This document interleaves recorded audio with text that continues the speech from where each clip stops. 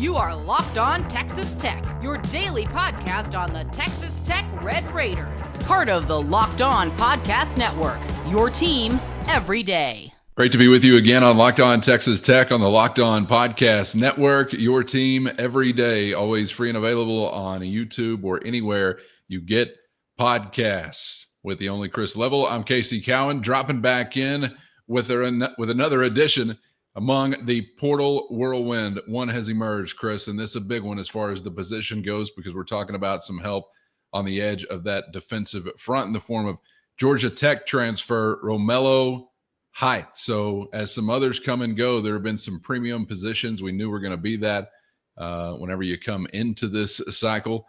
And this one of those, I think, always on the short list when you're talking about players that can impact a football game.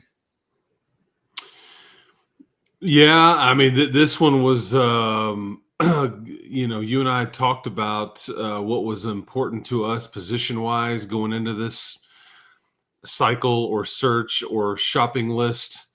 And this one was at or near the very top of what would ultimately make a difference. And they end up with somebody in Romello Height out of Georgia Tech that has been at Auburn. He's been at USC. So this is his fourth school. This isn't like he's going to check some measurables boxes. I think that the analytics like his game. I think that the analytics would wonder how much help he's had around him and all those things at his last stop. But he's not a can't miss from the standpoint of, like, I don't think you just added Tyree Wilson here. Although when you added Tyree Wilson, I don't know if we knew that you added Tyree Wilson at that time, okay? What I mean by that is like a top 10 pick in the draft. Because if Romello Height was, in fact, a can't miss and bona fide, we'd be talking about him in the mock drafts and things like that. Okay, so now that we get past that, you've added a player that will absolutely cause problems in the backfield. Does he always get the sack? No. And the numbers show this. However, does he pressure the opposing quarterback?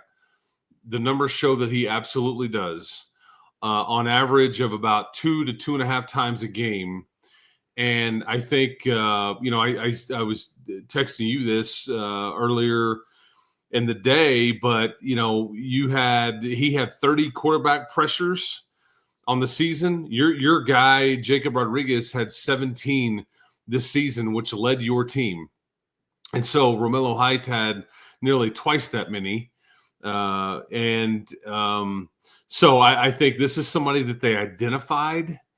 And I think that this is a piece to the puzzle here because you've upgraded so much on your defensive line with your tackles and then the pieces that you have on campus that will continue to develop. Romello Height is now just another key piece to that puzzle that may have a chance to, I think that Jacob Rodriguez and Romello Height will take advantage greatly of the Lee Hunters and the Anthony Holmeses and the guys like that you've added in recent weeks on the interior, not to mention some of the guys that you have returning on this team. So, but it's just that they wanted an edge. They targeted this player as soon as he got in the portal. You wrapped it up. It's done. I mean, it's just been amazing to watch their process and identify and then get exactly who they want. And and I think that, I don't know if there was, there may be other edge players that enter the portal like in the coming weeks that you go, but I appreciate their process and organization right now because you can't go with an unknown. You've got to go with what, and if they pass the test for analytically and measurables and production and they are the right age and the cost is right, all the stuff, then I think go for it. And they have. Yeah, successfully landing another target. And it's been great to see, as we talked about on a previous episode, that success rate as far as identifying targets you wanted to go after and then winding up exactly where you want to be.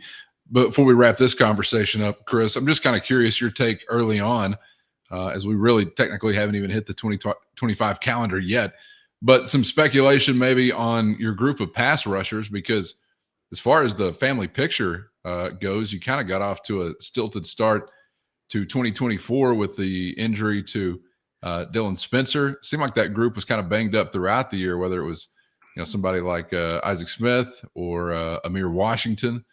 So do you have an early read on what the front line or maybe a two deep even kind of looks like, who it includes, including this newcomer? First, today's episode brought to you by the College Football Playoff. It's that time of the year. The College Football Playoff is back, and with the newly expanded 12-team format, it's guaranteed to be bigger and better than ever, bringing you all the hard-hitting and high-flying excitement that you love.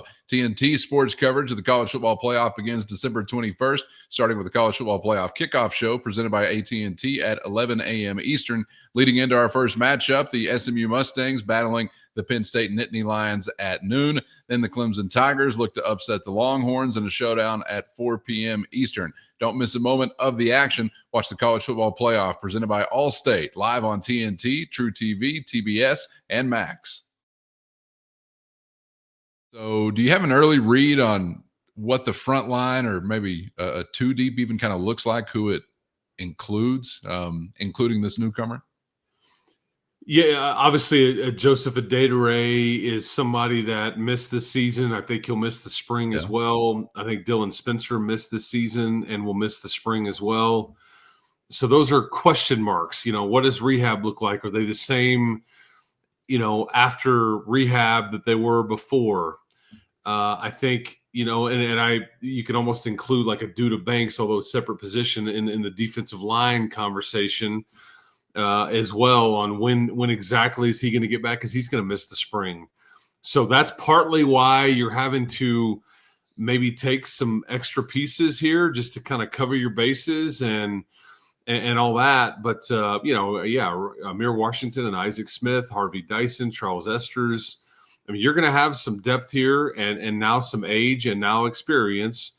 But this is – you knew they wanted to add like a polished piece to this group. And I just think pressuring the quarterback is like what they fell way short at this year, unfortunately. Whether it was not being as aggressive as they wanted to be or should have been, whether it was the youth, but I think that you hit on it. A lot of it had to do with just injury, because we mentioned about the guys. You added some names I didn't mention in Harvey Dyson, Charles Esters, Adedire I forgot to mention also. There's not a name among this group that wasn't on an injury report at some point in time. Yeah, because right. I mean, was anybody spared? It seems like all those guys were. I think the Cedar Hill boys, they missed the first month of the season basically, and then have to work their way back in. And then they were, Harvey Dyson missed some time at the tail end. So this is a group that if your pieces are healthy, you like them. That was just a big problem, is that they never had any continuity at that spot. And so you've got just different week in and week out what you're trying to get done. So I'm not real sure what a two deep looks like. And Isaac Smith, he was healthy all year, but you could just tell, and they would kind of say this, the game hasn't slowed down for him yet. He's still adjusting after missing football for like the previous 18 months. And all those things. So I still have high hopes for Isaac, but he's not. He wasn't the same player, this season that we saw prior to his injury with some of the playmaking and the quick twitch and all that. He was, he's solid, but I think we and me specifically, I just thought maybe a few more. You're going to show up in the stat sheet a lot more, So gotcha. We'll see kind of what this looks like as you progress through the spring and all that. But I knew they wanted to add at least one polished, experienced piece.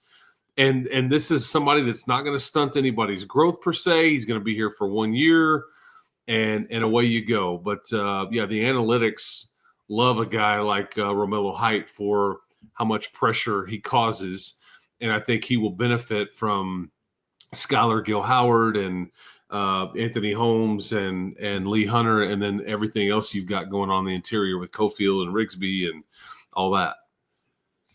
Hope so, man. A group of ultra importance, a group that was beleaguered in a big way by injury, as we discussed, and a group that's now got a new addition as you try to restore some impact up front defensively in 2025. Chris, appreciate some extra time to chop it up for the QB Killers, and I'm always happy to do it for that group, man. We'll see you for the next one. Well, and I don't want to not paint a clear picture. I screwed up because you know, like we didn't mention Ansel Nadore, and then all those three. Remember those three dudes we kept talking about that like are just freaks that look real. Chetta O'Feely, Eddie Smith, Charles Anderson, all those guys. So it's a fun group from top to bottom if they're all healthy. Sorry, I didn't mean to screw up the ending there, but there's a lot of names here, but there's also a lot of questions and potential there. So anyway, but yeah, it should be fun, and I'm glad they got Romello Height, and he'd always rather be a Red Raider than a Yellow Jacket anyway, right? Man, I'd always rather be on the safe side, the good side, the sunny side of a guy that's built like Eddie Smith. So forget the smooth ending. Let's make sure that we shout out Eddie. Eddie, you're on our minds. We're always thinking about you. All right, friend. Guns up. We're all Red Raiders here. Chris, appreciate the time. Everybody out there, appreciate you for being there. Of course, get subscribed on YouTube or anywhere you get podcasts so you never miss an episode. And we hope to see you back for the next round on Locked On Texas Tech.